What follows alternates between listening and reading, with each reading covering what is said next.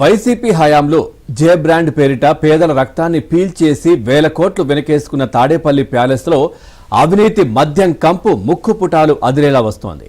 మద్యం తయారీ మొదలు కొనుగోలు వరకు, సరఫరా నుంచి విక్రయాల వరకు అన్ని నాడు జగన్ గ్యాంగ్ గుప్పిట పెట్టుకుంది. ఈ గ్యాంగ్ ఆనాడు సాగించిన అక్రమ దందా వెలికితీసే పనిలో నిమగ్నమైన సిఐడి కీలక ముందడుగు వేసింది. 3 నెలల క్రితం నమోదైన కేసులో సీజ్ చేసిన ఏపీ బెవరేజెస్ కార్పొరేషన్ మాజీ ఎండీ వాసుదేవరెడ్డి గదిని సిఐడి అధికారులు జల్లెడపట్టారు. అక్కడి ఫైళ్లు, డాక్యుమెంట్లు, కంప్యూటర్లలోని సమాచారాన్ని విశ్లేషించే క్రమంలో జే బ్రాండ్ డొంక భారీగా కదిలినట్లు సమాచారం. బాధ్యులకు సంకెళ్లు వేసేందుకు సిఐడి అధికారులు సిద్ధమవుతున్నారు.